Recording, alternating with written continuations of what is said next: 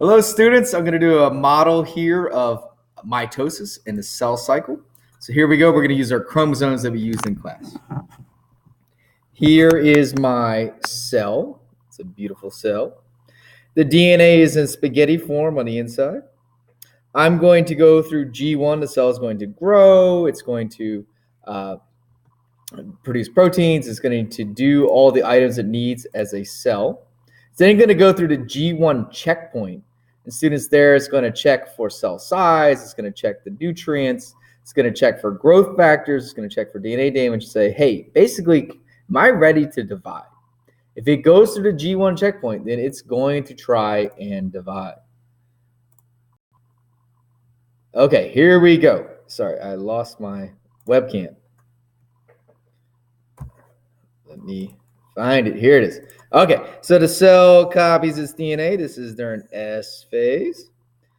Now it's going to copy the other chromosomes or DNA in here. So the DNA is all copied. It has to be copied in spaghetti form.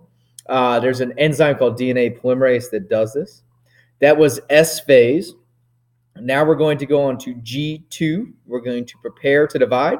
If you remember the hand signals I had you do G1, then S, we copied the DNA, and then G2, we got ready. So now we're ready to move on to mitosis. So G1, S, and G2 comprise interphase, and now we're going to move on to mitosis, which is composed of prophase, metaphase, anaphase, and telophase. So let's move on to our models. In prophase, we have our chromosomes condense. So the spaghetti-shaped form or chromatin condenses into chromosomes. So these are structures of DNA and proteins. This is a homologous pair.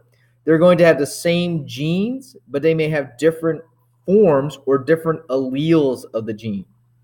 We'll pretend that red is from mom and yellow is from dad. So this would be the paternal chromosome. This would be the maternal chromosome. These arms are called chromatids. They are identical to each other.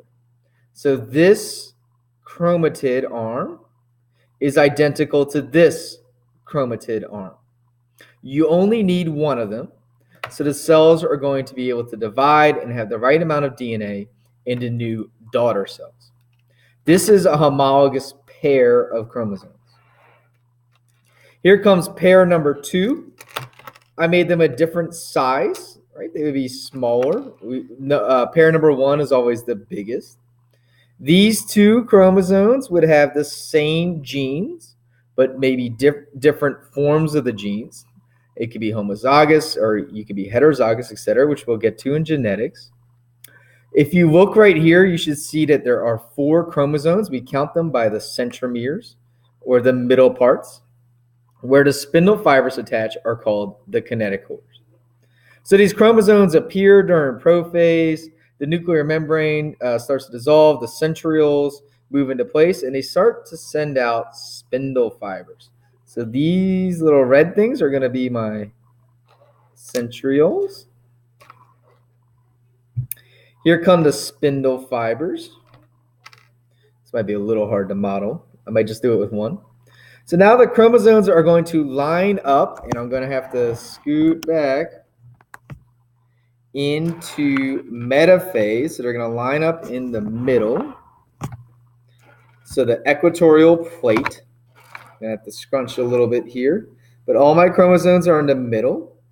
The spindle fibers attached to them. You can remember P for prep, M for middle.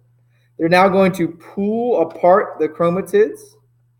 It's pretty cool. There's a reference to a study from the University of Wisconsin in your book.